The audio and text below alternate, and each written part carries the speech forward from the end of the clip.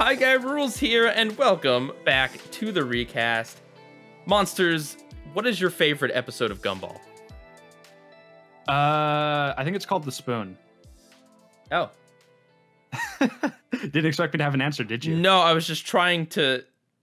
this was the one intro I was actively trying to make awkward. And you ruined it by actually having an answer for me.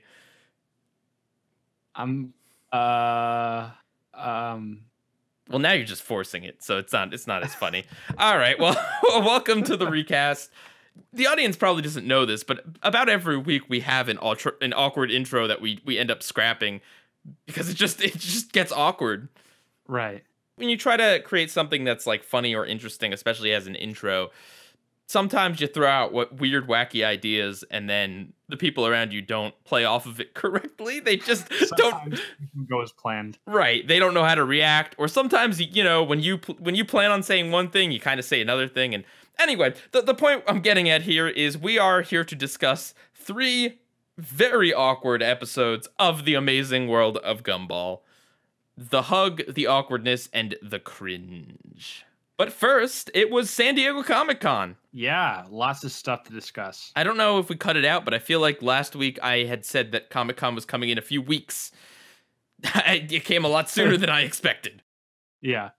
But yeah, no, lots of news. We won't be covering literally everything because there's just a lot of it. And there's stuff we will be intentionally saving for next week. But if we didn't talk about something like important news-wise and you want us to talk about it, feel free to head on over to our Discord and pop it in the news section. I'm sure there won't be much news next week, so anything that you want us to cover that we didn't cover, tell us over there. And yeah, we have a Discord. You can also interact with us in other ways, like sending us comments about the episodes we discuss, talking to us in the general forum, asking us questions, etc., etc. Monsters, do we have any corrections? Not really corrections, but just some stuff to clarify from last week. Okay. So, first up, we finally have the ratings. That same day after we finished recording, they finally released the ratings for Big Birthday Blowout. And it was indeed the most popular thing in kids' TV that week. And it hit 1.8 million viewers, which I guess is a lot for modern TV. Well, there's that, but it was simulcast on Nicktoons and I think Teen Nick. And basically across the 3 of them, it got about 2 million views, if you want to total it.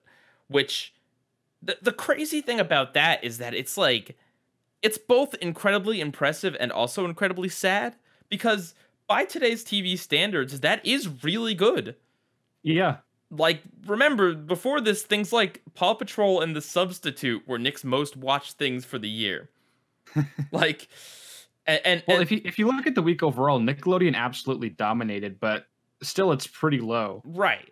Well, so it's low in terms of like 2 million doesn't seem like that many, but it is high when you consider what's going on with TV now. Yeah. I mean, I think let's see, what Nick's most watched program was All Growed Up, the Rugrats special, and that was something like 12 million views. And that was about 20 years ago.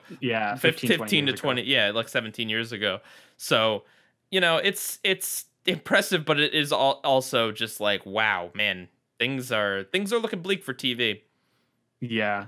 Nickelodeon, I'm pretty sure they had the top 10 most watched things this week in kids TV. Disney Channel's not for quite a while down, and I think Cartoon Network's highest rated thing was a Ben 10 episode at like 400,000 people. Wow. But Double Dare, the reboot, is in here a few times. Are You Smarter Than a Fifth Grader? Ryan's Mystery Playdate.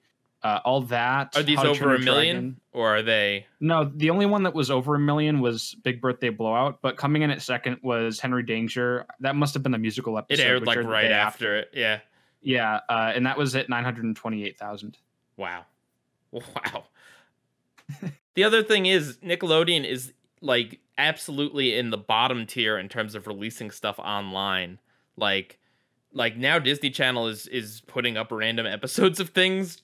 Just, they're doing stuff like that. They have Disney Now, and soon they'll have Disney Plus. Cartoon Network has their app that they do put up quite a few things, even for free with ads. So yeah, Nickelodeon is winning, but they're also the least transitioned into the streaming era. Yeah. All right, and we had another correction, which you had actually told me, Monsters, off air, and then someone also left a comment, I believe, Yes. telling us that there's only one character that's in every single episode of Foster's Home for Imaginary Friends, and of course it's Blue. Blueguard Q Kazoo. Yep, even in shorts, like where there's a Wilt, there's a way. He's there. I actually don't believe Mac's in that one. Mac's not in all of them. I don't know about shorts, but from what I could find, mainly from the Foster's Wiki, the only actual episode that Mac didn't appear in was the season 6 episode Pranks for Nothing. And they don't really explain why he's not there. Interesting. But it's obviously assumed that he still went to Foster's that day. Right. Huh. I don't know. It'd be interesting to see which episodes don't have like Wilt, Coco, or Eduardo. Yeah. It honestly feels like Frankie's in every episode too, to be honest. Okay, that's interesting stuff. Yeah. We also have some fan art. Yep, we have fan art from Matt0417. And they drew us together and we're smiling. I think we have our thumbs up. And he tweeted the picture along with saying that we make his Wednesdays. Aw. And that makes us feel fuzzy inside. So thank you very much. And we appreciate the support and that you took the time to draw us. Absolutely. Thank you very much, Matt. Yeah. All right. And I guess just one more thing is that we'll mention the passing of Cameron Boyce. He was only 20 years old, and he was in a bunch of programming in the past 10 years or so. He was in Grown Ups, I think, in both movies. He was on the main cast of Jessie, the Disney show, and more recently, he's been in the Disney Descendants movies, which I haven't seen. I haven't paid attention to them, but I mainly know him from Jessie and Grown Ups. And it's really sad. It's really tragic the way that he passed and how young he was. So may he rest in peace. Yeah. I mean, on that note, I guess we should also mention about the animation studio fire that happened this week. Oh, yeah. There was an awful fire that happened in Kyoto, Japan. Yeah, not to bring down the show too much. We'll get to lighter stuff in a moment. But yeah, there was a really bad fire that they suspect it was an arsonist, which is... It was an arsonist, yep. There was a man who doused it in gasoline. Oh, wow. Okay. Well, yeah, 33 confirmed dead and then even more injured, which unfortunately could still lead to fatality. So very horrible, very one of the worst things to happen in Japan, unfortunately. Especially to animation, such an expressive and creative art form. Yeah. It's... Yeah. Okay. Let's move along. So, Monsters, what have you watched in the past week? Last week, my answer was pretty boring, but I guess this is even more boring. So I watched Hoodwinked another time. I believe this is number 5, the 5th time I've rewatched Hoodwinked. It's I've seen it quite the amount of times. Just I've been going back, paying attention to small details, and surprisingly enough, I'm able to get new notes every time. So that has been helping me out.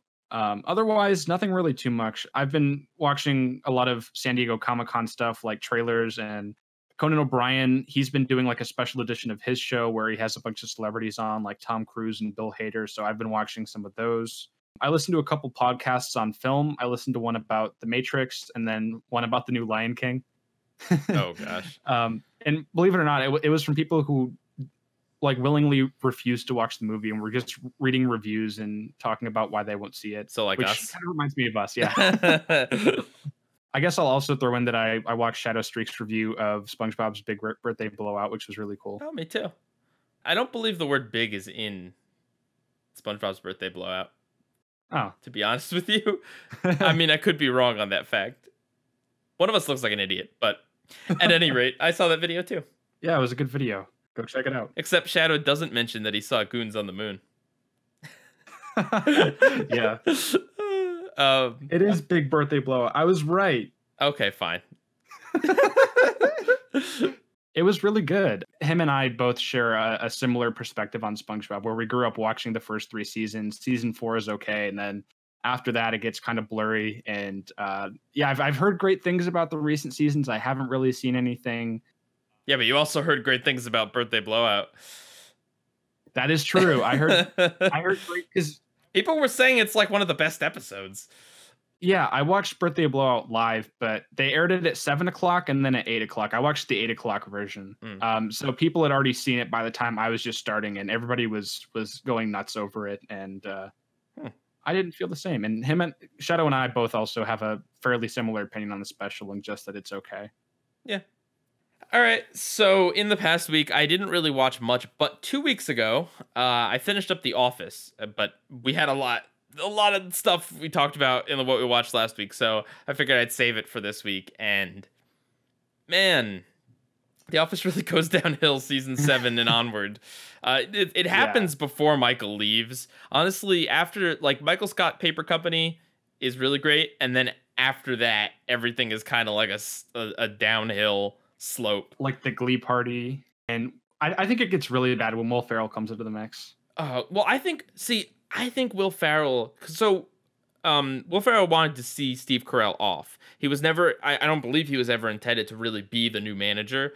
Yeah, I think they wrote his character intentionally to just be a bad character. It really made me mad. Which is bold. Yeah. Well, it's also really awkward the way they make him brain dead. It's just weird. It's strange. No, the thing is, I think Michael, obviously Steve Carell, was the soul of the show, or the lifeblood of the show. Though the show has a number of other actors and characters that people care about a lot, Michael was the huge big star of the show. And surprisingly, when he leaves, it's actually not his absence that makes the show bad. I think Andy becoming the new boss was a good decision. Not because Andy is this amazing character that deserves the star spotlight, but I feel like Andy sliding in there is the least change that they could have, because the cast still stays the same. And Andy shares some of Michael's traits, he wants to be loved, but he's not just a clone of Michael. It's not like they brought in another celebrity comedian to just ham it up as the boss of Dunder Mifflin. Yeah, I'll admit that I like some of season 8. Season 8 is pretty good up until the end of it. There's episodes about how Andy needs the respect of his coworkers and how he's trying to earn it, and the new dynamic of that. There's also a lot of stuff that's just kind of business as usual with Dwight and Jim and Pam, and it's good. They go down to Florida to open up a Dunder Mifflin a Saber store, because Dunder Mifflin's bought out by Saber. There's some cool stuff there. Gabe as a character is really annoying because he's essentially just Toby, but tall. He's a character that's really Weasley and unlikable. He's in a position of power. Right. He works at the office, but he belongs to corporate just like Toby. It's weird that they brought him in for I don't know, for no discernible reason. I mean, the actor who plays him is really talented. He's also in Silicon Valley, and he does a great job there. Yeah. But yeah, no, he's weird. And then at the end of season 8, just the worst. The worst happens, where in season 8, Andy has a girlfriend, and Erin's upset about that, and they kind of have a little bit of there's tension between them, and she wants to get back with him, and all this sort of stuff. And then he basically decides to dump his girlfriend. Well, not in a very odd way. Not in this order, but he dumps his girlfriend and then goes down to Florida to get Erin and bring her back. And it's sweet, and it's interesting. But while he spends probably 3 days driving down to Florida, this character who was in Florida with them just randomly shows up in Pennsylvania and then sits in his office chair and then decides that she is the manager. Yep. She hands out raises to everyone, which Michael didn't have the power to do that. Even if she had the job, she didn't have the power to do that, and she's not called on it. Everyone's upset about this until Jim finds out that she had a boyfriend that dumped her, and then all of a sudden she's supposed to be sympathetic. It's the strangest thing. I don't get it. A lot of people like to harp on Robert California too, but I think that he's actually pretty compelling. Yeah, so his actor does a really, really good job at it. But the problem is that the way the writing is around him is weird, because it's like in the opening of the season, Jim's like, well, Robert California got the job of manager, but then he drove to corporate and talked himself into being the CEO of the company. And then he looks at the camera like, wow, how did he do that? And it's like, yeah, no, how did that happen? That sounds really stupid. So like the way the fact that we don't get to see that, he's just put in place as the CEO of the company that for some reason hangs around in Scranton every week. That's dumb. Well, is it in season 8 too when the athlete stuff starts happening? No, it's season 9. That's season 9. Okay. But yeah, like, but Robert California himself is a really interesting, compelling character until he gets divorced, and then he just becomes like a really one-note, stupid idiot that just, you know. Yeah, towards the end of Robert California's appearances, he gets really bad. Yeah, but he was interesting, and he was a new dynamic. He was he was very different from David Wallace. He was very different from Michael and Jan. Like, he was crazy, but in like a really kind of clever way, I guess. I don't know. Yeah. So I don't hate Robert California. I've really grown to appreciate him because I think I didn't like him the previous time I watched through. But in the end of the season, really just everything falls apart. I liked basically everything up until then, and Nellie just completely ruins everything. Andy punches a wall, and everyone's all like, "Oh, yeah. that Andy, he punched a wall again, haha!" And it's like, dude, like. This is the worst thing that has ever happened to anyone, that someone literally just showed up at his office one day, sat in his chair, said they were the boss, and then he just took his job. Like, ugh. But then season 9 comes along and is way, way worse. Season 9 is just bad from start right up until like the second to last episode. The finale definitely is amazing, and like the second to last episode. The second to last one is the one where they have the screening, right? No, that's I think third or fourth. Like at the very end of the season, from that point on, it gets pretty good. The second to last is when Dwight becomes the manager. Oh, right. The Combine, I think. I think it's AARM, assistant to the assistant regional manager. He might have been made man. I don't know. Anyway, like the last 4 episodes are good, but everything else in the season, it's just like, oh god, like they for some reason, despite Andy like going through all this great lengths to dump his girlfriend and win back Aaron, decides to just randomly go on like a 6-month boat trip for no reason. He doesn't tell his boss. He expects them to cover for him all this time. He doesn't call Aaron ever. She says he emailed her 4 times and then Skyped her once at the beginning. Like, it's just so dumb that he would do all this stuff and then it's just like, I'm gonna go on a boat trip.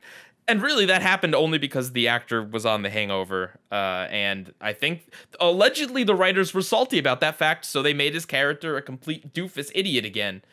I could see that. It's dumb. It's a lot of dumb things. They throw a little bit of a wrench into Jim and Pam's relationship, which I don't hate it.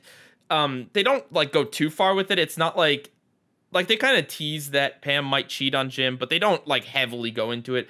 But I still don't think it was great TV. The only thing that really saves season 9 is that a lot of the comedy is still there. It's just the story writing is dumb. Like Asian Jim, that prank, that's from season 9. That's a season 9 prank. They definitely get more meta because the show is coming to a close with all the documentary stuff. They get much more meta. Mm-hmm. But there's also stupid things like Dwight tranquilizes Stanley and rolls him down the stairs to get him to this meeting. Like it really leans into the cartoonishness. And then you have like the replacement Jim and Dwight, like the interns who are like, they're just the same characters again. They don't, it's tough because I watched like the first episode of season 9 and then I was skipping to the finale. I watched the finale and then I'm like, oh, I need more Office in my life. And then I watched season 9 and yeah, the stories aren't good, but like the cold opens are pretty good. So I don't really know what to say. It's just a shame that they really seem to just fall off the wagon in terms of story writing. So that makes me question. Yeah. If they revived The Office, how would you feel about that? Why? No. Well, there's been talks for a long time. I would be fine with a reunion special, and that's about it. I think it'd be really cool to see the characters one last time, even though the finale was technically a reunion special in show. Yeah. Like a 10-year later reunion thing, I think would be cute. But no, I don't need... honestly, I think a spiritual successor to The Office that didn't, like... It wasn't trying to retread it, right? We don't need the salesperson that falls in love with the receptionist, but she's got a boy. We don't need that again. We don't need the boss to be another Michael Scott. but a show that is about like an American workplace that has the mockumentary style. I Parks and Rec. yeah, but now Parks and Rec has been over for like. Well, I think Steve Carell and the showrunner of The Office, Greg Daniels, are working on something at Netflix. So maybe that'll be in that style. It's about the Space Force. Okay. Yeah, I mean, I'm down for spiritual successor. I'm down for a reunion special. I don't need another season of The Office. For all the faults of season 9, the finale really does the show justice, I think. Like the fact that they brought Steve Carell back, and I mean, this is just a known fact now that he's in the finale, but at the time they adamantly stated he was not in the finale. They lied and lied and lied to keep it a secret. And allegedly, the reason why he only has 2 lines is because if he had any more, he would have had to been credited in the beginning and spoiled the surprise. That's what they say. I don't know if that's true, but but no. Even though he only has 2 lines, he's still like prominently featured during the wedding section.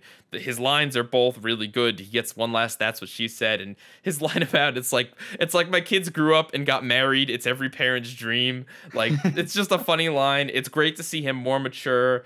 You know, Jim and Dwight and like all of them get really good, funny send-off lines that really mean a lot and call back to Andy especially. Yes, for all the dirty they did to him during the season, to find out that he got a job at Cornell, that's like a nice finally like, okay, there we go. Like, yes, it's not what he, you know, it's not in The Office, but he still is successful in what he wanted to do.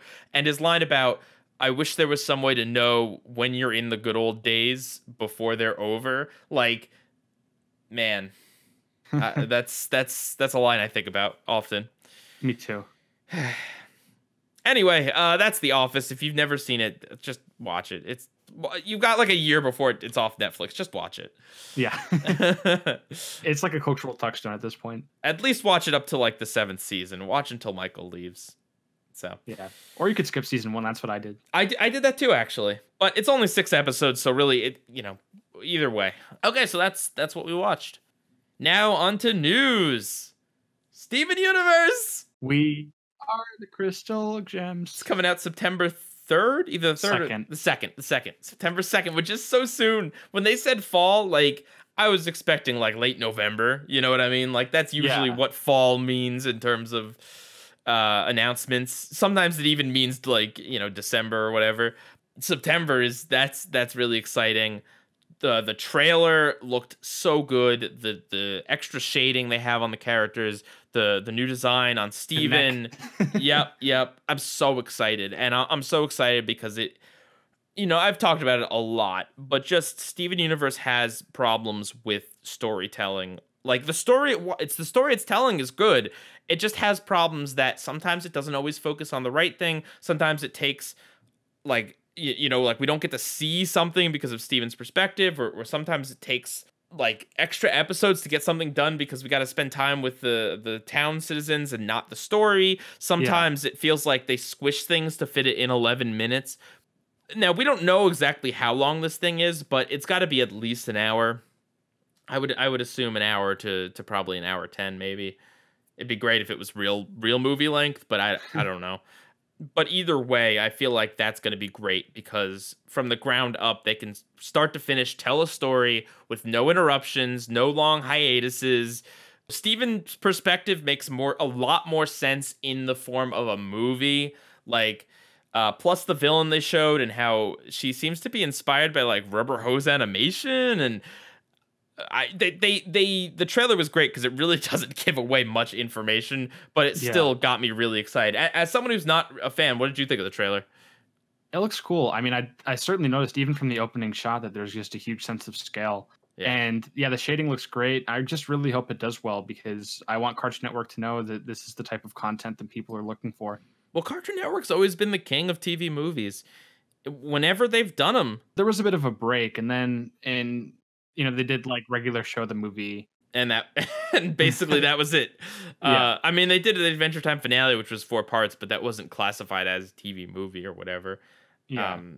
But anyway, I mean, when Cartoon Network did TV movies, there were always these huge events like Big Boogie Adventure or Operation Zero. Where's Laszlo? Yep. Operation Interviews. Yep. House of Blues. Yeah. Samurai Jack the movie. Big Field Trip, Goodwill Goodwill Hunting, Hunting. Ed and Eddie's movie. Yep, Spider Queen, Destination Imagination. Yep. Big stuff. And typically Cartoon Network does invest nicely in these. They do feel like movies on a TV scale. Yeah. You know, it feels like a halfway measure between a full movie and a TV show. There's usually an animation bump. It's really cool to see that they're maybe hopefully coming back around with this trend, especially in regards to Gumball. Wink, wink, please. I haven't even seen the last episode of Gumball, but man, I'm really hoping for that TV movie. Something that I think is really cool too, just coming from someone that's really interested in behind the scenes stuff and production, is that after the movie airs, there's going to be a 1 hour making of documentary. That's so cool. Yeah. Well, you know what also had a documentary that aired right after it. What? Truth or Square. Oh. Oh no. Plus, this is getting its own DVD release too.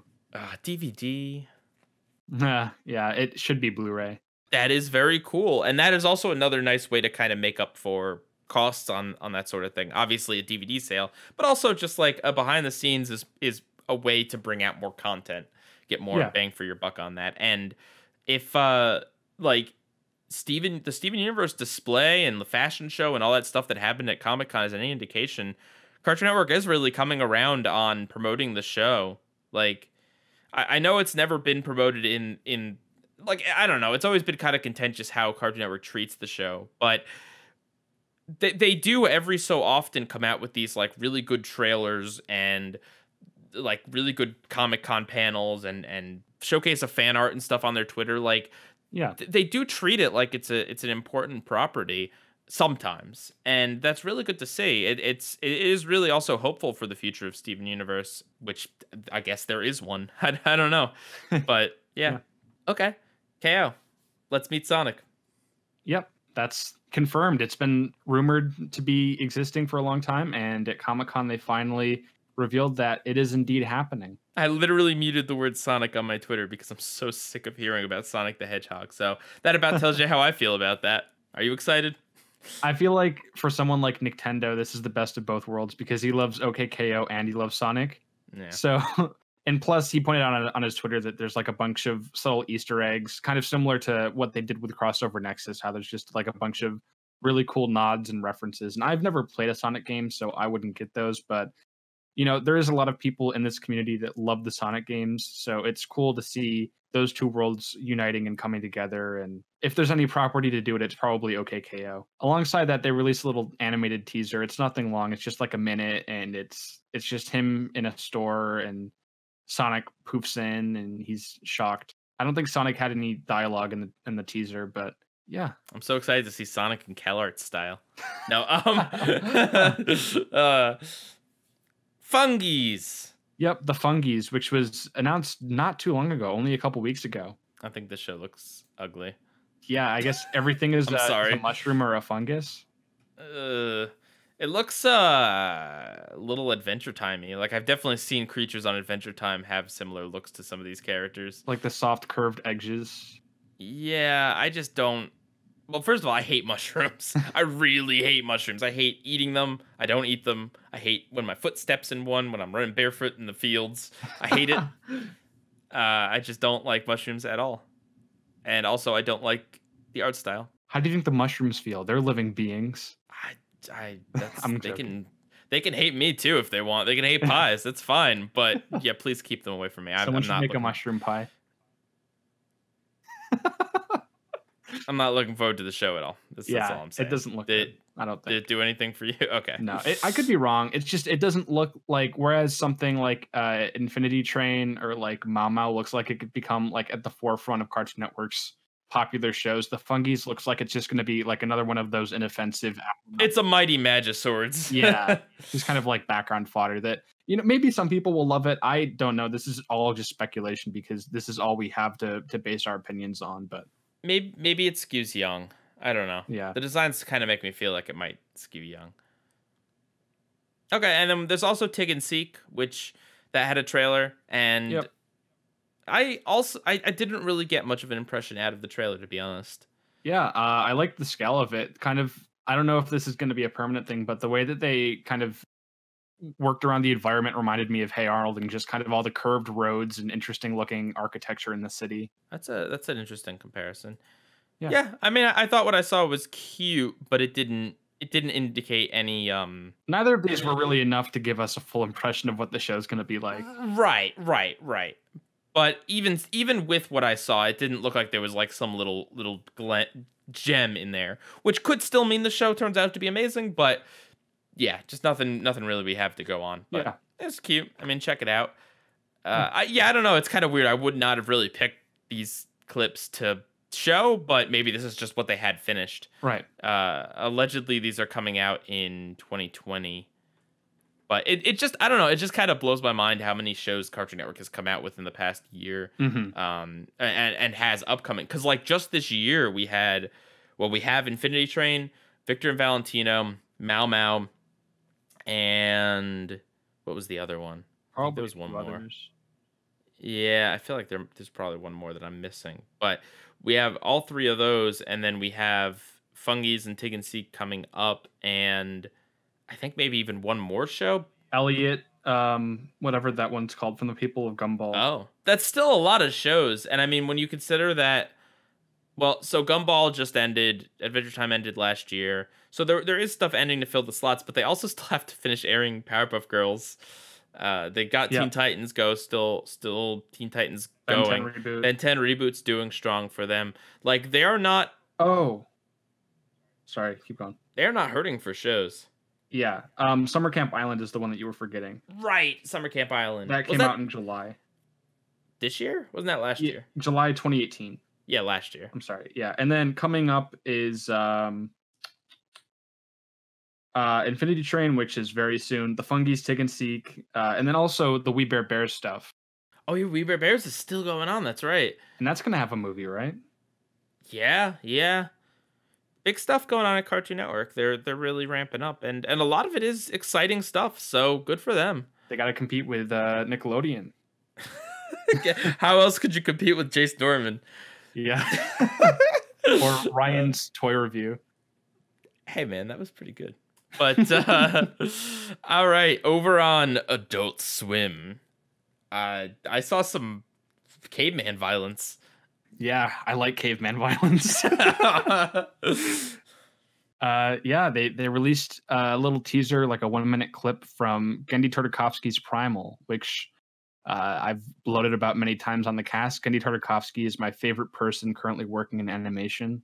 And except for the Hotel Transylvania movies, I've loved everything that he's worked on. I haven't seen those, by the way, but yeah, this looks amazing. I don't know about you, but this is right up my alley. Yeah, it looks cool. It's not really something I would check out, but I could definitely appreciate the artistry of it at least. Yeah, the animation is a bit choppy, which is totally excusable and understandable from my point of view, just because of how detailed the art is and the thin lines and everything.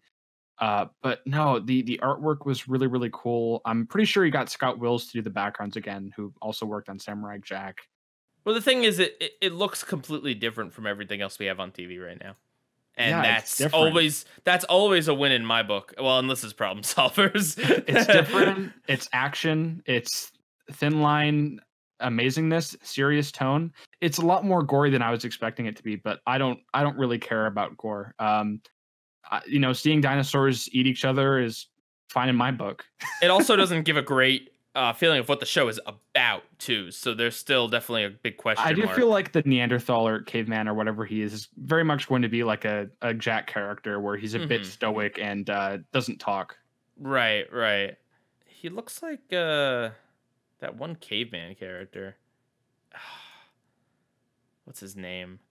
I don't know. He was in a bunch of Cartoon Network bumpers. He's from some old Hanna-Barbera show. The Flintstones? No. Yep, you got me, monsters. Yeah, how's Primal going to compete with this Flintstones reboot? I don't know. Same energy, right? Yeah. What's his name? He used to go by Cartoon Lover 98. Jack? Oh, yeah, Jack. Mad Jack. Yeah. He left a funny tweet in response to the Adult Swim tweeting the clip, and he said, "I'm so excited for the new Flintstones reboot." Dude, Jack's really funny. Follow him if you haven't. Yeah. Okay, and then also Rick and Morty season 4, 10 episodes only, meaning we are definitely at a minimum of 10 more years Rick and Morty.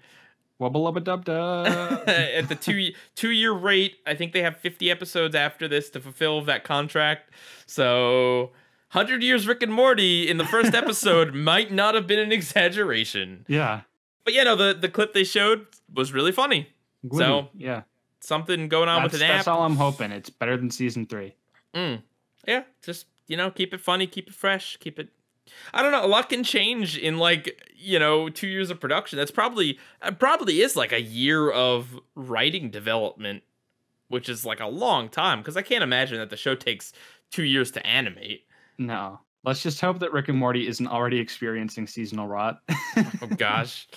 Yeah. The production and the fact that it takes so long to come out is it's mind-blowing, because it's like, on the one hand, it feels like Rick and Morty is like an institution that's been with us for years and years and years. 6 years. It's so hard to comprehend that Rick and Morty has been around for 6 years when there's only 3 seasons. Yeah, there's like 31 episodes. Because I think season 1 had either 11 or 12 episodes. Yeah, 11. The pilot, yeah. And then season 2 and 3 had 10 each. So it's 31 episodes of Rick and Morty. That's it. That's all you have for 6 years that it's been on. In 6 years of Adventure Time, we had something like 120 episodes or something. Like, yeah. I mean, heck, even in the first 3 seasons of SpongeBob, you had 60 half hours. Yeah, crazy. But yeah, no, looking good. But it still is. It was only one clip. It wasn't like an indication of how this whole season's gonna be. So who knows? No. Yeah.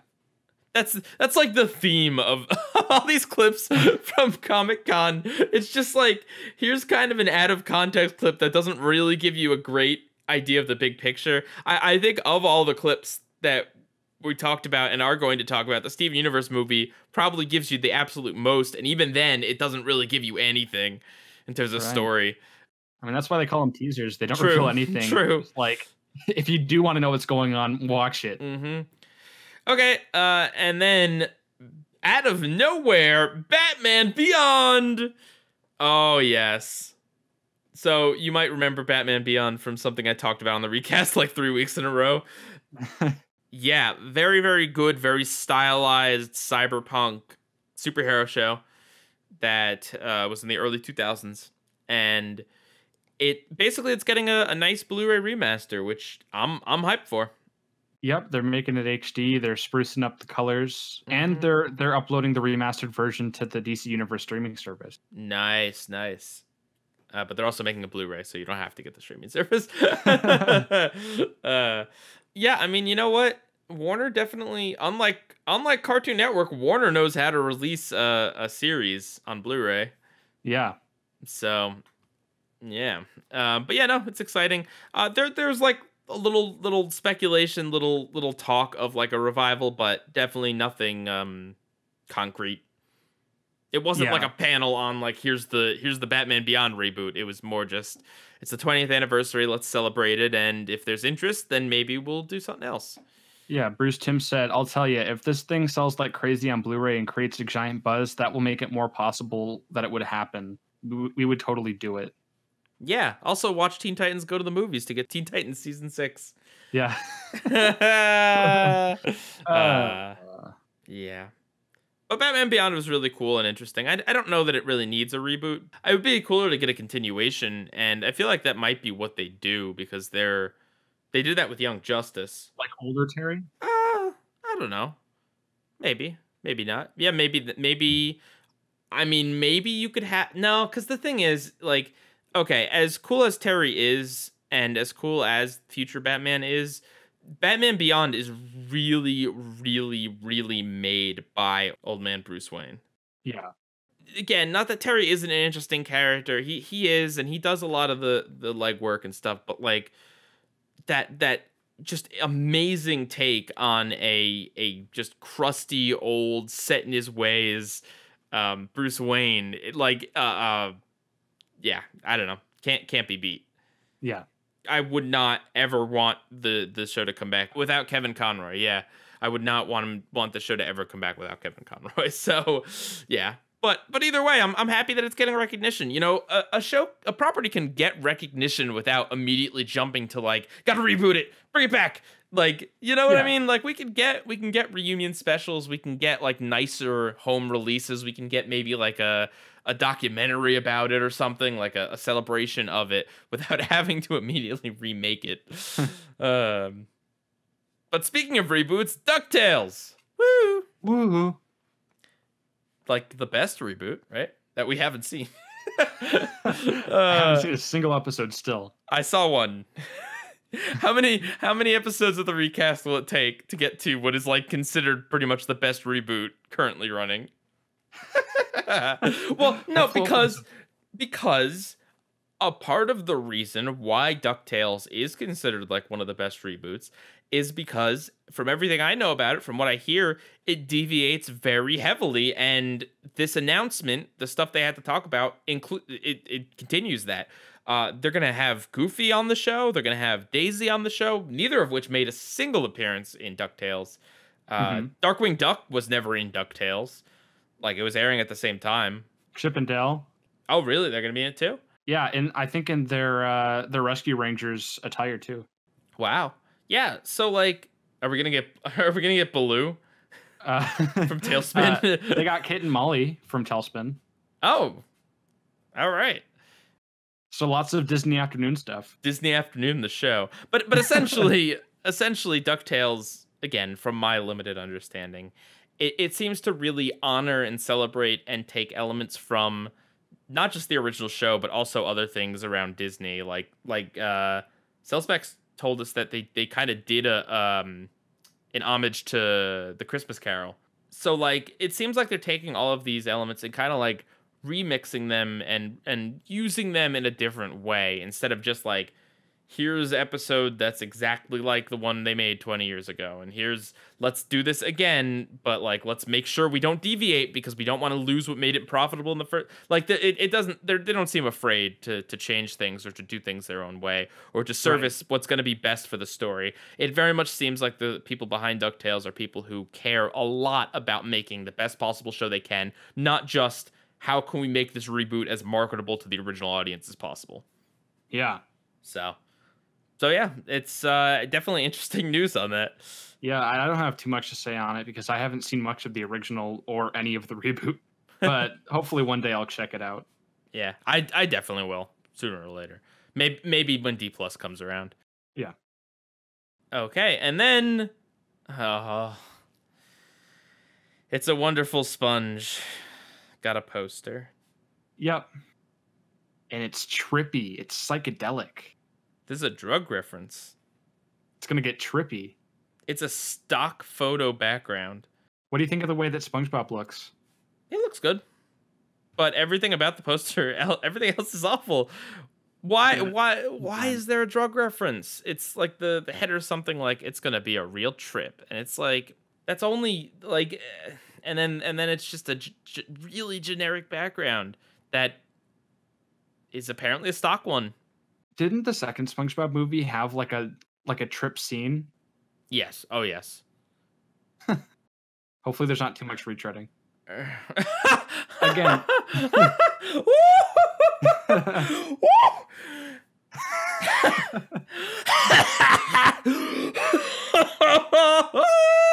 Okay. You reminded me of that one character. I don't remember what episode this is. The episode where that dude's just laughing at the end and he can't stop laughing. Santa from Christmas Who. That was like you. Yeah. Mm. The joke is that even the second movie, which I like quite a bit, it still treads upon like ideas from the first one, like SpongeBob and Patrick coming to the surface, interacting with the human, etc. God, I hope they don't do that again, especially after Birthday Blowout. Oh, but they will. They will. Well, I feel it. Isn't this also supposed to lead into Camp? Isn't this also supposed to lead into Camp Coral? Yes. Well, I don't know about lead into, but it ties into it. It has that camp element, which we still don't know how much. Like with Birthday Blowout, they talked a lot about the live action actors playing the characters, but that only ended up being about a 5-minute bit. Yeah. you know, the first thing we really knew about the movie was that it was going to have some sort of camp-based setting with the characters younger, showing them meeting or something. Like, but we have no idea whether it's a 5-minute bit at the opening or if it's going to be, you know, like the first act of the film. Movie. Yeah. Like the second movie opened up with this long sequence of Plankton like going to war with the Krusty Krab, and this war sequence is really great. But that doesn't really have like anything to do with the movie, you know. It's just an opening set piece essentially. They didn't really specify like how much was live action, how much wasn't either. Yeah. SpongeBob was also renewed for season 13. With 13 episodes, right? Yeah. Well, was it 13? It was a low number. It was 13 because and I think that's Nick and Moore said like because that's coinciding with Camp Coral having a 13 episode first season or something. Right. Because SpongeBob usually has a 26 half-hour production. Well, has ever since season 5, and then season 10 kind of ruined that because, well, because the second SpongeBob movie made season 9 take forever to make, and then they had to get season 10 out fast. Something about contracts and paying actors and weird behind-the-scenes stuff. So season 10 was short, but other than that, yeah, it's usually been about 26 half hours. And yeah, that would make sense to be 13 and 13. But I mean, that in itself is a discussion because it's like, I mean, it's good that that people that know SpongeBob and have worked on SpongeBob are going on the spinoff. But then at the same time, it's like, is that taking away from the actual show? Like, is this the end? Is SpongeBob not going to get renewed again? Well, no, not that. But just like, is that like, is it worth it? Like, you know what I mean? Like, who would want that at the cost of the main show being worse? I mean, obviously I have a bunch of criticisms about Camp Coral from a few different aspects, but just like that's another one where it's just kind of like, well, I mean, I guess if they were going to make 26 episodes of SpongeBob and then they just shortened it to do 13 and 13, I don't know. I mean, it does kind of make you wonder, like, maybe it's not, maybe the spinoff isn't really going to be that much of a departure. Maybe it's going to be branded as a spinoff, but essentially still will be like a SpongeBob episode, but CG. For 13 episodes. I don't know. Yeah. It's a lot up in the air, and I really don't want to watch the show to talk about it, to be honest. As much as there's definitely a lot to discuss and dissect, I'm just grossed out by the whole concept. So I don't know. We'll see. Okay. So yeah, that's a lot of the news. There is obviously a lot more news. Like I said, if there's something we didn't talk about, suggest it in the news, and we might talk about it next week. But we explicitly didn't talk about anything Marvel related because we will certainly be talking about that next week. Because next week is going to be our big Spider-Man episode. Because Far From Home came out a few weeks ago. And yeah. So next week we'll talk about Far From Home. Have you seen it? Not yet, but I will see it within the next week. Okay, yep. I saw it. I may have seen it with the guest next week in person. But yeah, no, we'll talk about Far From Home. We'll talk about the Marvel news, and we are going to be talking about 2 Mysterio-based episodes of Spider-Man cartoons. The Menace of Mysterio from the 1967 old Spider-Man series, you know, the one with him pointing and the one with him sitting with a desk with a picture of him, that Spider-Man. We're going to be talking about the Menace of Mysterio. And we're going to be comparing it to the episode Blueprints, the first episode of the second season of Spectacular Spider-Man. Yeah. So should be very interesting. I believe they're both based off of the same issue of the comic. And they take place like 30 years between each other. 40 or 50, more like. Oh yeah, it's 40. It's about 40. I think Spectacular was like 2008. That's right. Wow. So yeah, there is also a Menace of Mysterio for the 90s cartoon. Don't get it confused with that. Although we might still end up talking about that a little in some capacity. Yeah. So yeah, and then just one more thing before we go on our 5-minute break. The recast is going to be taking a break after episode 50. We'll discuss it a little bit more as we get a little closer, but I want to give a heads up now so it doesn't seem abrupt. But we are going to be taking a break of an unspecified amount of time so that we can work on making the show as good as it can be, and so that we can take a little break and get refreshed for the next season of the recast or what have you. Yeah. So with that, we are going to go on a break, and we will be right back.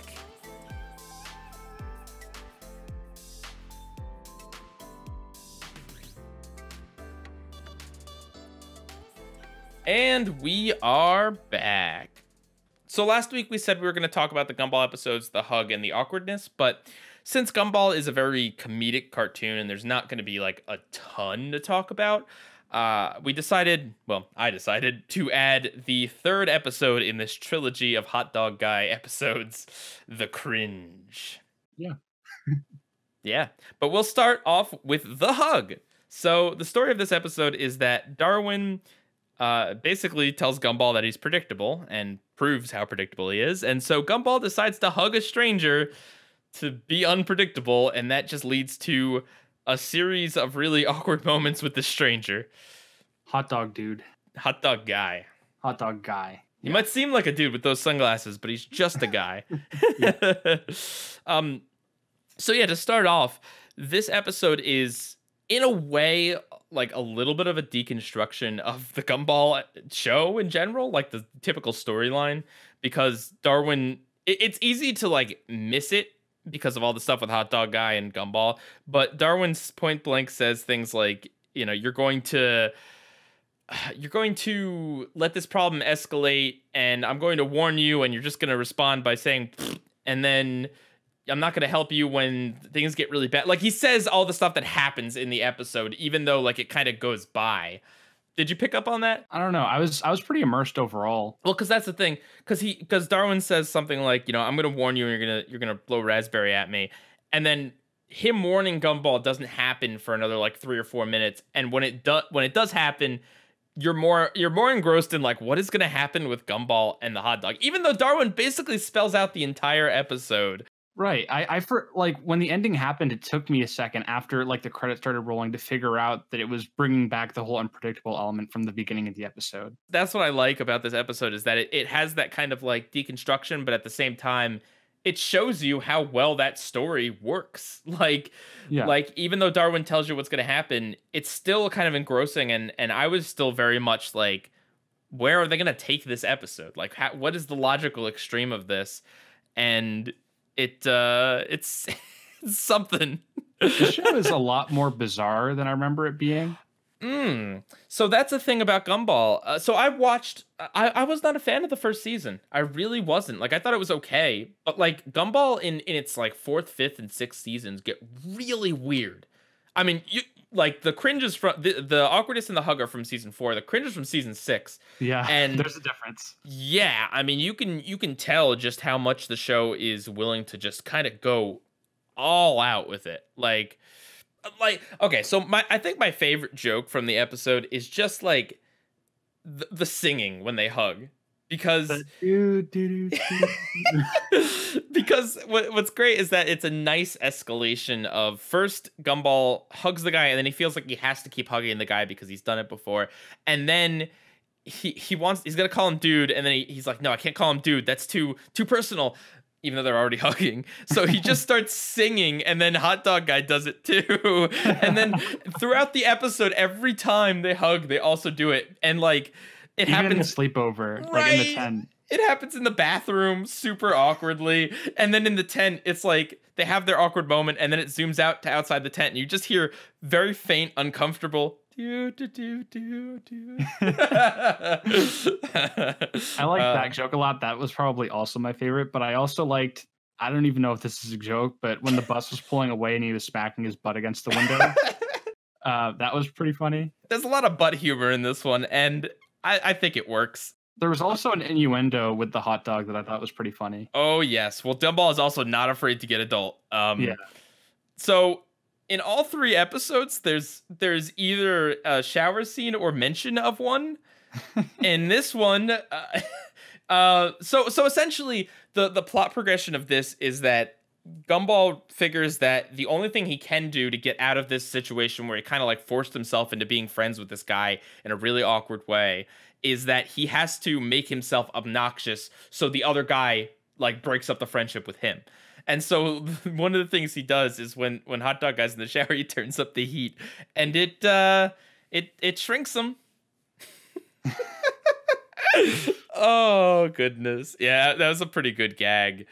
I also love how Gumball guesses his name. There's a lot of internal monologue in this episode, and I think it helps make it work because we're able to see what Hot Dog Guy is thinking.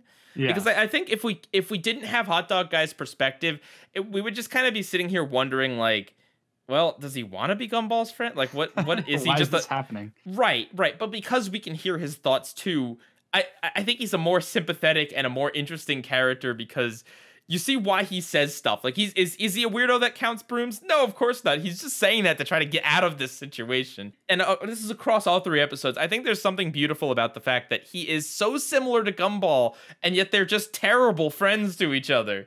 Yeah. Terrible non-friends. But yeah, I like that Gumball correctly guesses. He's like, this guy doesn't even know my name. And then Gumball's like, Hot Dog Guy. And he's like, okay, he knows.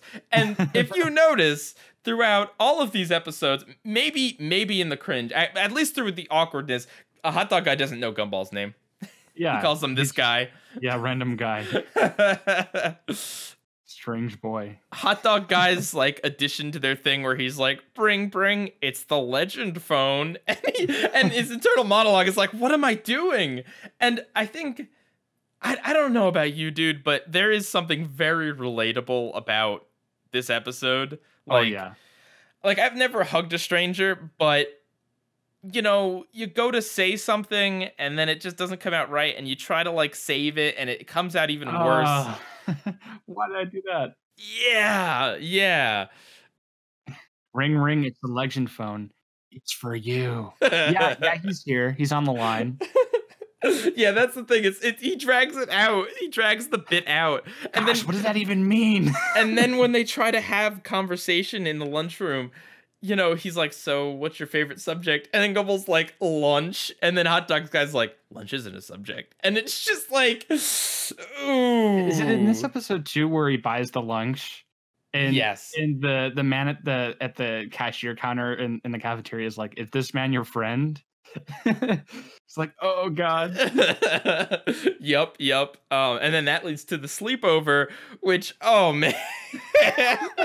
Like, so that's also super relatable. Just like being the only person awake at a sleepover and trying not to be awkward. Yes, and not knowing if the other person's asleep too. Now it's funny because you think that because Gumball is a world where the characters have vastly different designs and like abilities and stuff. Mm-hmm. So it's totally plausible that this guy doesn't have eyes. He's just got the sunglasses, and when he takes them off, he has no eyes. Like that's a plausible thing for Gumball to be thinking. So when it turns out to be like untrue that he does have eyes, and he wakes up and he just sees Gumball on top of him, it's like it's funny for so many different reasons.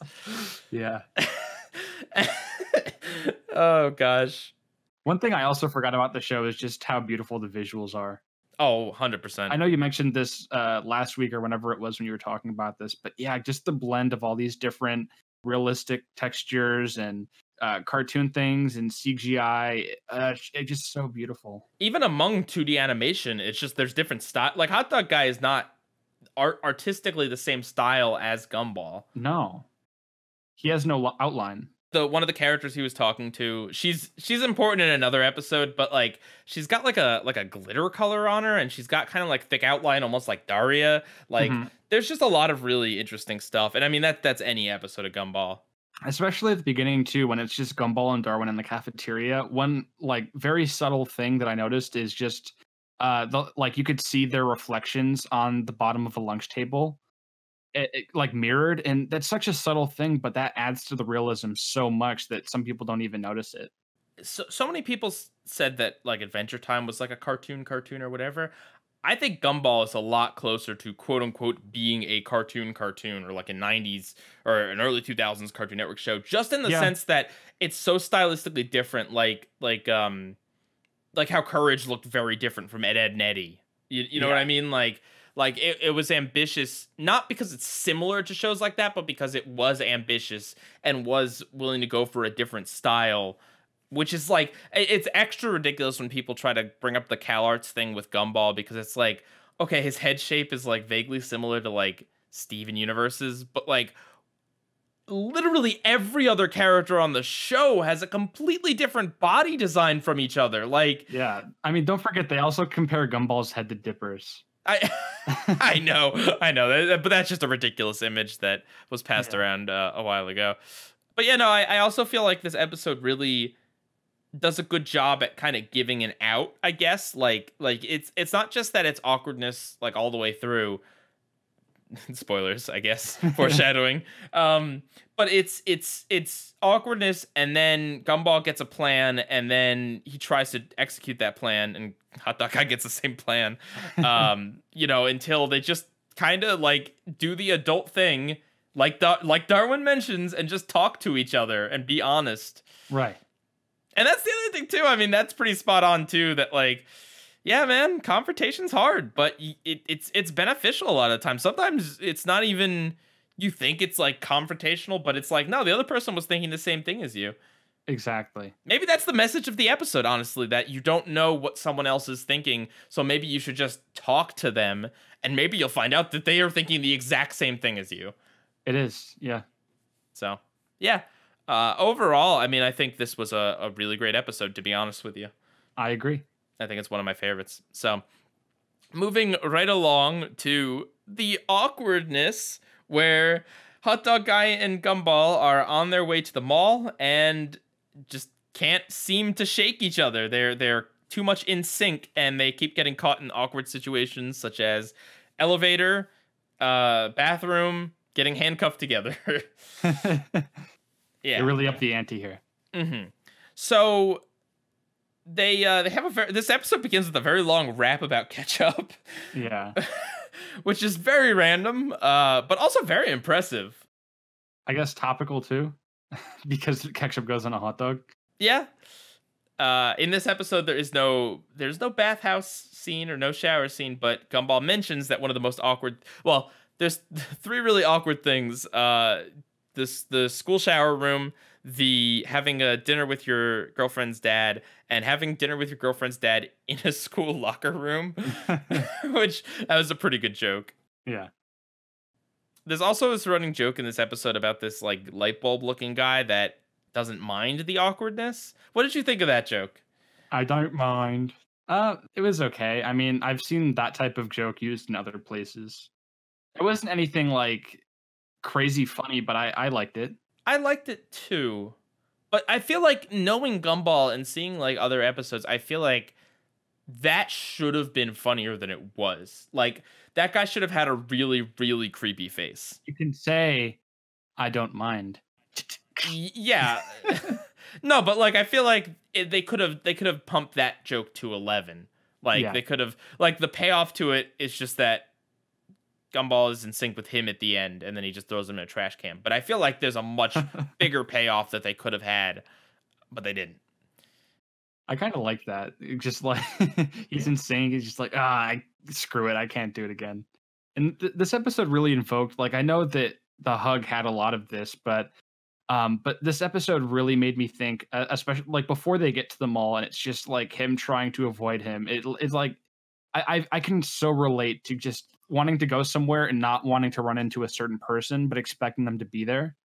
Well, I can relate to that whole, like, you know, you see an acquaintance and you're like, oh, hey, well, you know, hi. And you're like, oh, well, I gotta go. And then like, okay, bye. And then you walk the same direction. Like,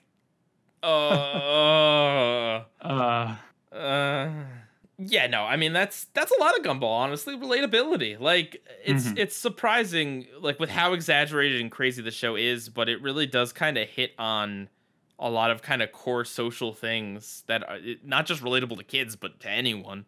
And yeah, this one is very much about putting Gumball and Hot Dog Guy in as many situations. Like, the hug was a lot more about they created their own problem. And there wasn't really anything like as soon as they talked it out, the problem was no more. The awkwardness is like there's some sort of like weird magical curse on them that they are just forced to be in sync, which still makes sense because they seem to be very alike in the hug. So it makes sense, but it feels a little bit more, I guess, random, and it definitely does not. Yeah, it does not in any way have the same. I don't think it has the same escalation or the same payoff. The climax of this episode, I feel like kind of it was a miss for me. With the mall cop? Yeah, so basically what happens is they're in these awkward situations, and honestly, on the whole, I don't think they were as funny as the hug. Yeah, their faces were not as exaggerated. For some reason, this episode is really like minimal on that, which I feel like stuff like that is Gumball's bread and butter, but they really didn't have much this episode. The jokes themselves weren't as amazing, and then yeah, I mean, instead of like an escalation and an interesting creative resolution or an attempt at a resolution, this one just has them. Gumball thinks that he lost Hot Dog Guy, and then surprise of all surprises, he didn't. And then he runs out of the store, but he didn't pay for his ketchup, so he gets like arrested by a mall cop. And then it kind of abandons the whole awkward thing, and it's more just like generic two characters are handcuffed together and wacky shenanigans. And then the end of the episode, Hot Dog Guy's just like, okay, bye. And he just walks off. Like, that's not satisfying. No. Just a couple of things I wanted to mention are that, the raps were fairly inoffensive towards me. Like, I wasn't a fan of them, but I also didn't think that they were, like, detrimental to the episode. Yeah, they're better than a lot of other TV show music. Well, and it was also very fast rhyming. Like, that the voice actor, who I believe is very young, was able to do that is impressive. Yeah. But yeah, it was not, like, a highlight of the episode or, like, something that I'd really remember, Yeah. I guess a tiny detail like the reflective surfaces I noticed in the hug. In this one, you could see the dust particles right below the lights in the elevator shaft. Wow. That's a good detail. Yeah, it's such a cool thing to notice. Speaking of which, what did you think about the whole elevator scene where they revealed the secret about each other? I mean, Gumball's secret was just kind of weird, but Hot Dog Guy's secret was funny. Yeah. he wears a wig, which just so happens to look like mustard, to cover up his birthmark because he's like a chain link hot dog.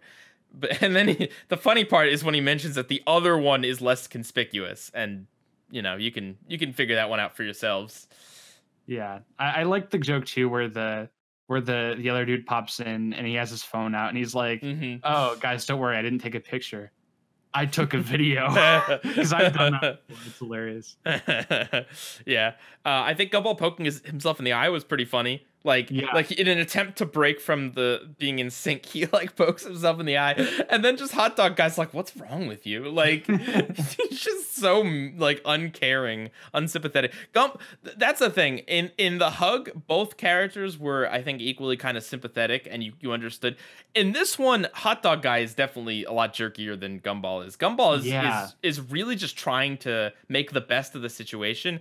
Hot Dog Guy is like insulting Gumball. Yeah, which is understandable, I guess, to an extent, but at least, it definitely paints Gumball as more of the hero, I guess. Yeah, there was also some pretty inventive animation in this episode, specifically with the mall cop that was shaped like a hand with the handgun, and then also making gestures with like counting and. And you think I thought anyway that it was here he's got a gun, but we can't show guns, so it's like a finger gun. But instead, the joke is just he's a mall cop, so he didn't have a gun. Right. Yeah. No. Also, Emperor's New Groove.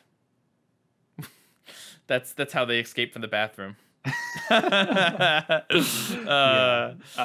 And also in this episode, they point out the awareness of like before they get in the elevator. I'm pretty sure Gumball just looks at the camera and it's like, "Oh, an elevator, the most awkward of situations," or something like that. Yep. Yeah. I mean, I think that this episode was definitely very random. Like it I don't think this was awful, but definitely a step down from the hug in that it wasn't as funny. I don't think the story was as well developed, and it does kind of feel like some of the better stuff is still kind of being retread from the hug. Like, I feel like I think really this thing needed like a better third act is how this would have been a lot better. Yeah, I agree. And but I don't think it was a bad follow-up. I still liked the episode overall. I like this concept like quite a bit, and that it's just this recurring thing where he just gets in these situations with Hot Dog Guy. Like after I saw this episode, I was like, okay, now I got to look up to see if it happens a third time. And then I immediately watched that episode before we were even doing the recast. Yeah. But yeah, no, it's an all right episode of Gumball, but definitely a step down from the Hug. Mm-hmm. And then the Cringe. The Cringe. This time in season 6, and with a different Gumball voice actor. I didn't even notice that, to be honest. But yeah, so this episode is about Hot Dog Guy and Gumball are at it again. They're in sync, and they keep ending up at the bathroom at the same time and can't go to the bathroom around each other. And enough is enough. So Gumball finally decides that they have to put a stop to their awkwardness by becoming maximum awkward. And then when that doesn't work, they decide that they need to go back to their roots and discover their awkward origins. One thing I will say is that this episode is very ambitious. Oh, yes. Yeah. Well, I mean, definitely of the three. I mean, you were mentioning little details. This one has like a significant shift in animation to diorama style, I guess is how you'd call that. At the end, yeah, it's almost kind of like a South Parky diorama type, like almost kind of like the Chowder cutaways. I don't know. I don't think it's stop motion. I think it is just diorama with maybe like animation over it for the eyes. I don't even know. Like that's no clue. Yeah. But one little tidbit. Did you catch that before they actually end up in their thing when they're in the middle of reminiscing? Scenes from the Hug and the Awkwardness are shown in diorama form. I did notice that. Yeah, and even earlier in the Cringe, them in the shower.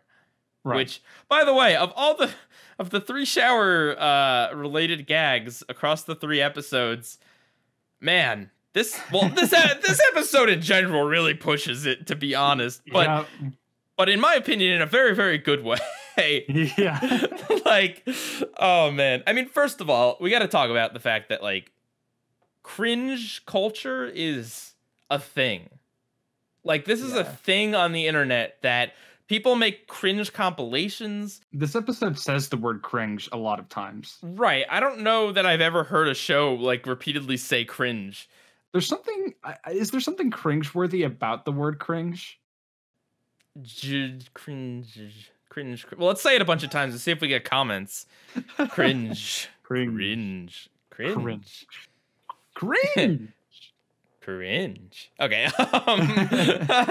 Well, and now we're posting cringe. Yeah. Like cringe is used as an insult, even when it doesn't apply, really. You'll get that meme of like you just posted cringe. Yeah. So yeah, the fact that Gumball is able to take what is essentially kind of like obviously cringe, like the emotion of cringe is something that's been around since human history, but it's like an observed phenomenon now. And there's like a culture around cringe now. And so for Gumball to notice that, take that, and then make an episode out of it. And by the way, the episode isn't cringy. Well, I mean, it is, but it's not it's not cringy in the fact that they misuse the term. This episode is cringy. They know what they're talking about. I guess to just go in chronological order.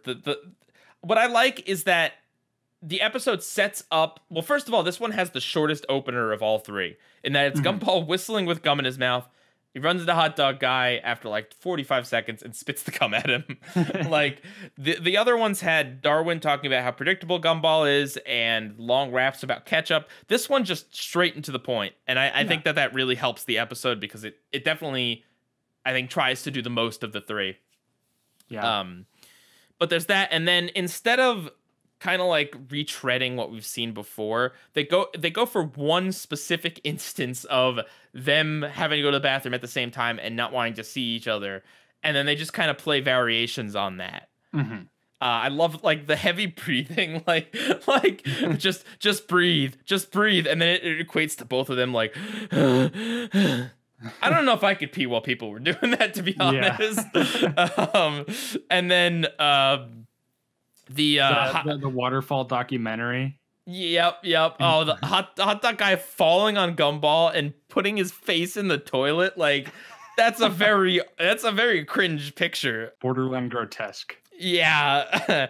I love the Darwin fake out where you think hot dog guy teleported like cartoon magic, but no, Darwin just felt the need to pop into this episode for 2 seconds. Yeah. Oh man. And then culminating Gumball saying, "You go and I'll just hang out and watch." Mind you, the two of them never go to the bathroom in the episode. Yeah. I was kind of a little disappointed they didn't call back to that like at the very end.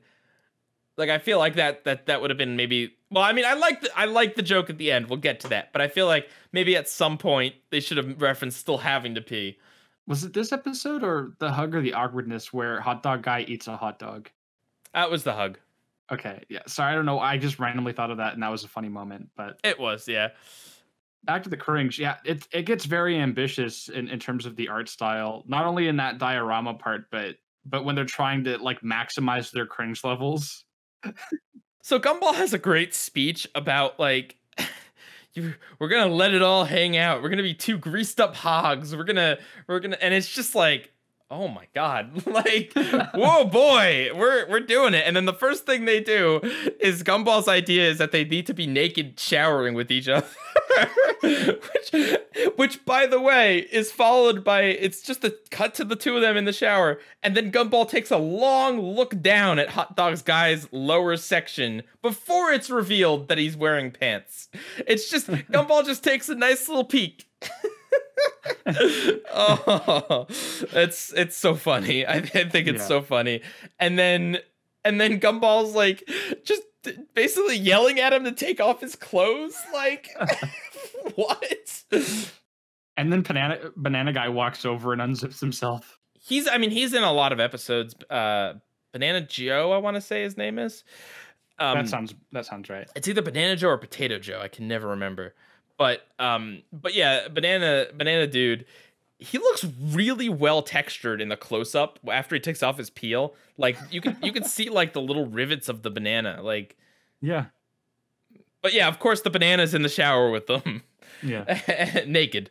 And then he talks about a moon landing, which I don't want to describe the joke. It's just really funny and really weird. And I also like, on the note of little details, when Gumball runs out of the shower, he's like censored with a pixelation, but then he also grabs steam from the shower to cover himself up. Yeah. Which is like, that's real. I don't know. It's just little details, man. Makes the show just really great. On top of the great humor, the little details. Mm-hmm. And then immediately it's hot dog guy running away from Gumball, and Gumball just tackles him. Like it's such basic physical humor, but the timing, I don't know. It's so good. And then immediately hot dog guy is like, please let me go. You're insane. Like, that's what he says. They go on a reality show, which very spot on parody, where like the intro is like, watch us laugh at these people's crushed dreams. Crushed. Yep. Elmore's Got Talent. And then it's just them doing very, very weak like beatboxing while they're doing those trademark Gumball faces, which are really, really good. Definitely the most exaggerated in this episode of the three. Until they cringe into a coma. And their cringe levels, their cringe levels are something like 1,000 DJ, and DJ stands for dad jokes. And there's lines of them like, you're gonna end up like an 80-year-old clam if they cringe that hard. Would you say the next part is the best part of the episode? Yes, absolutely. So hot dog guy suggests that they take things to the next level, and the next level is Gumball pretending to like have a romantic interest in hot dog guy's mother and becoming hot dog guy's father. Like, it's just never in a million years would I have expected to see this, and it's so funny. The way that Gumball looks too is hilarious. Like the dad chub. Yeah, the costume. Yeah, and I love that they don't abandon it either. He keeps it during the rest of the scene. Like, he looks like a dad. And then he tries to talk about the birds and the bees, and it's just like, and then their face, like, they have a paper crunch sound effect and their faces crumple, and then, oh god, another amazing joke and something disturbingly relatable is when Gumball's like, well, I'm gonna remember this for the rest of my life. And then all the important moments in his life, getting married, having his child, and dying. Hey, Gumball, I know you're in your happiest moment of your life, but remember that time when crunch? Hey, Gumball, I know you're in your eternal rest, but remember the time you crunch? Not to mention, in the awkwardness, Hot Dog Guy goes into Gumball's happy place. That's true. That's true. Oh man. The whole dynamic with Hot Dog Guy and Gumball, it reminds me of like the Chicken and Peter Griffin, but like actually funny. Yeah.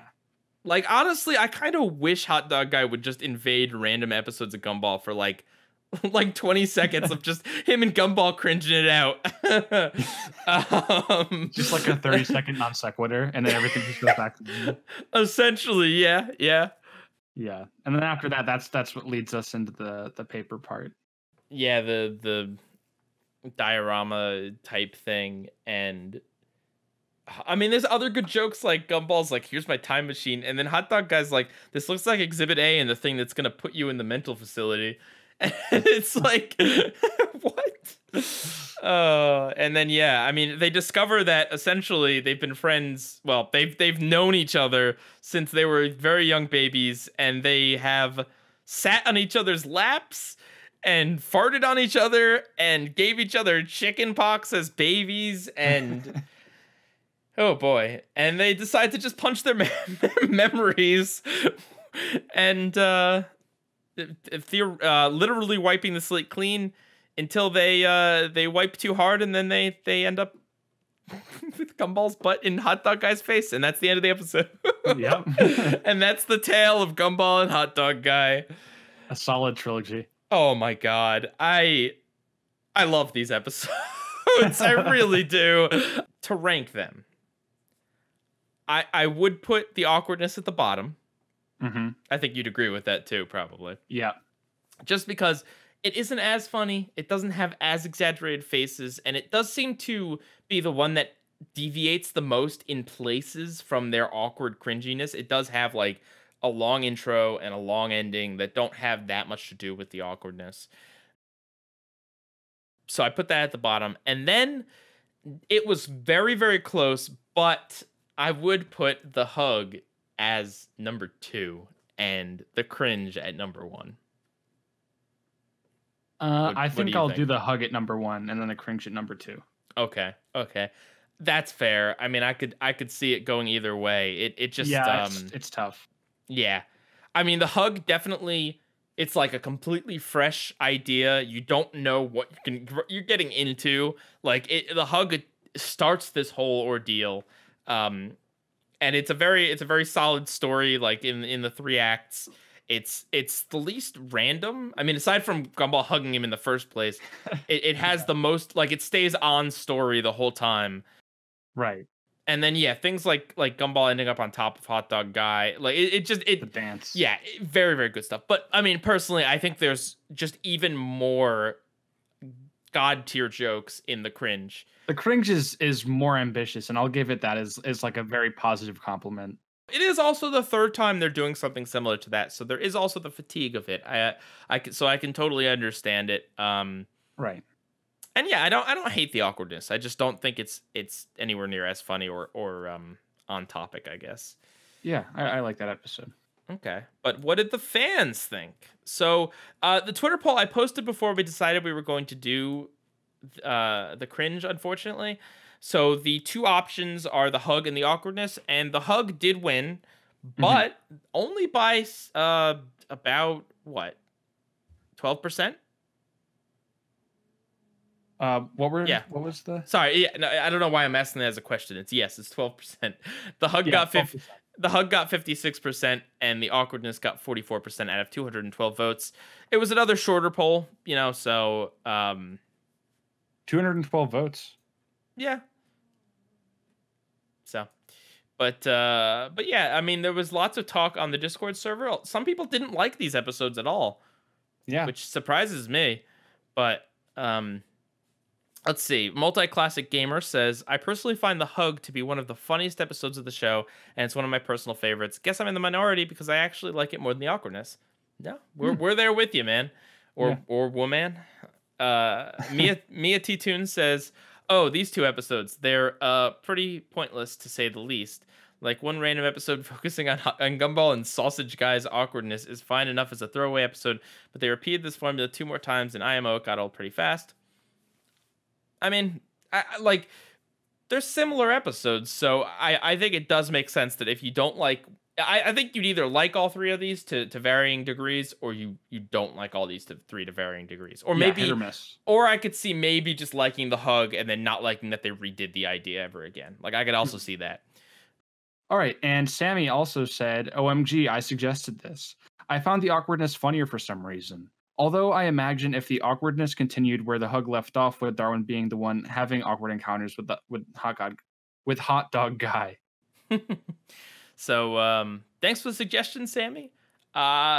We must have been thinking of the same thing because I just randomly decided to do these episodes. So yeah, I'm glad I picked episodes that are very fitting for Gumball. I mean, there might be better ones out there. There is literally an episode called Rerun, which is like it's a, but I don't think that would be a great one to compare. But anyway, yeah. Thanks for the suggestion, and these were really good episodes to compare it. It gave me a newfound respect for Gumball because, I mean, I'd seen the show here and there. I'm mostly only familiar with season 1. And from there on out, I mean, like, I didn't staunchly dislike the show, but I just really didn't care about it at all. And up until the series ended, I hadn't really seen anything from the, seasons 2 to 6, really.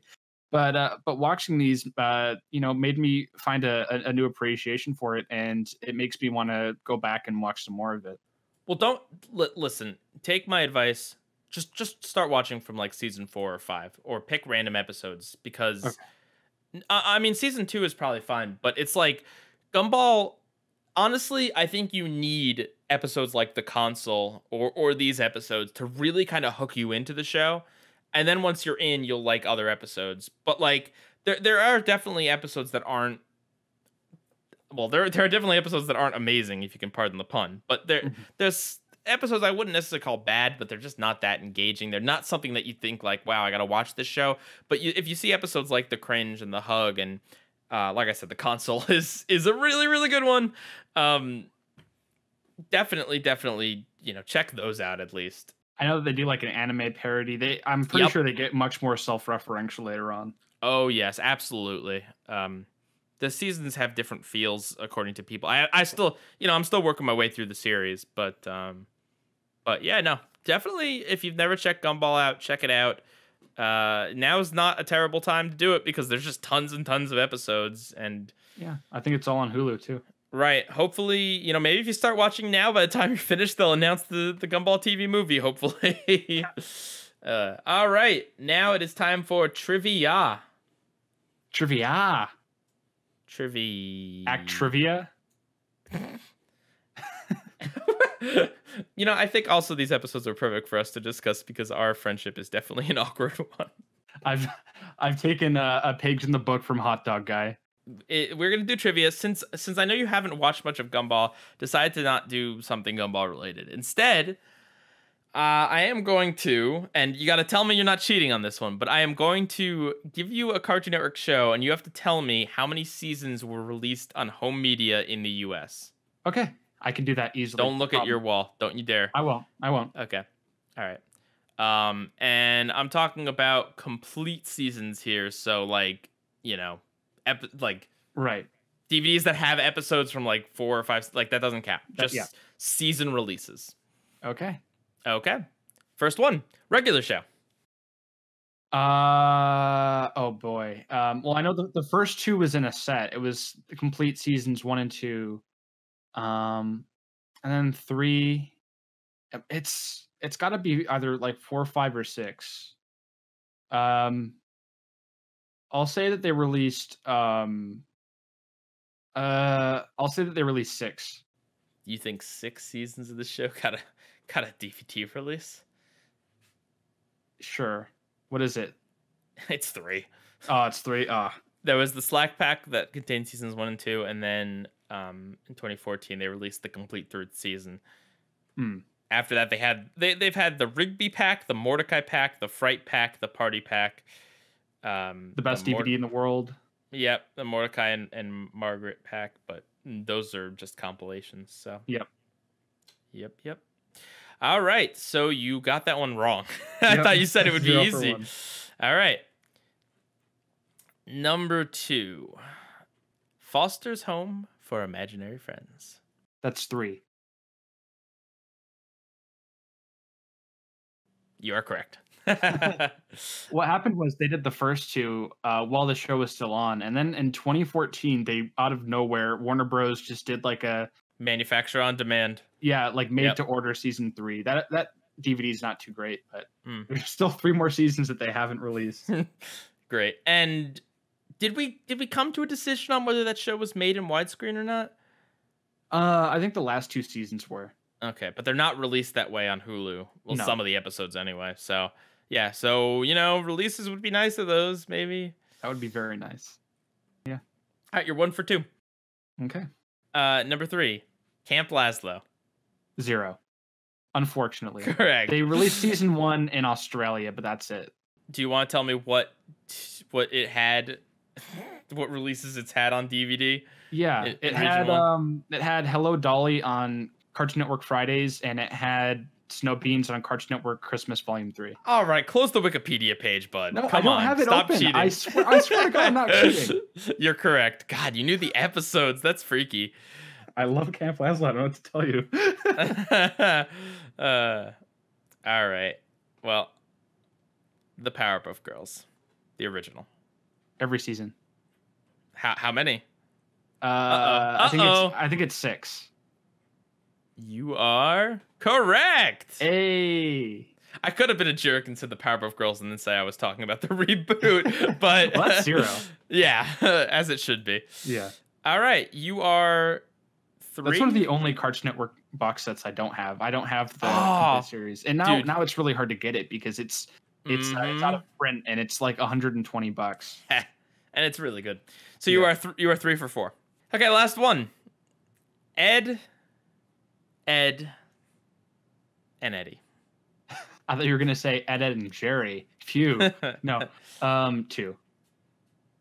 Are you sure about that? 100% sure. You are 100% correct. If there were more, I'd have more. Good job. They did release, I think, seasons 3, 4, and 5 in Thailand. Wikipedia does not specify this information, which is a bummer. They were on eBay. I remember years ago, I got fed up with it. Yeah, fed up with it because I have the first 2 seasons as well, and I just I got 3, 4, and 5 and the movie on iTunes. Yeah, I have the movie on iTunes. And then season 6, which is literally like 2 episodes. That doesn't exist on Well, sorry, it didn't exist on iTunes when I checked a few years ago. Maybe it does now, but yeah.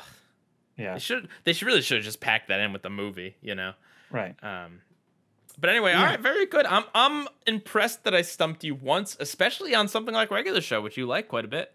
Well, I only have 3 Regular Show DVDs. I have the Slack pack, the best DVD in the world, and the Fright pack. So I don't have any of the full seasons. That's a little bit out of my area. Why do you have the compilations if you have the seasons? Because those came out before the seasons. Oh, fair enough. And I never felt like getting the seasons. But this is probably like the most fun trivia I've had so far. This is right up my alley. Oh my goodness. This is fun. I mean, that's about all I can do with that DVD trivia. I don't know if I could do it a second time. There's like a million other Cartoon Network shows. I guess, but a lot of them are just 0. I don't want it to be too depressing. You can quiz me on volumes. I'm good at volumes too. I could quiz you. List every Cartoon Network show that has had full series on DVD or Blu-ray release? Samurai Jack, Courage, Powerpuff Girls, Adventure Time. I think that's it. Ben 10. Ben 10. Does Ben 10? All of the original series is, and I'm pretty sure all of Ultimate Alien and Alien Force. I don't know about Omniverse. Yeah, I did not know that. If you know of any more shows that have complete seasons or box set from Cartoon Network shows, tweet at Monsters with pictures. Yeah, because I like DVDs. All right. That's been the recast. Yep. Episode 48. PIEGUYRULZ out. Catch you guys next time.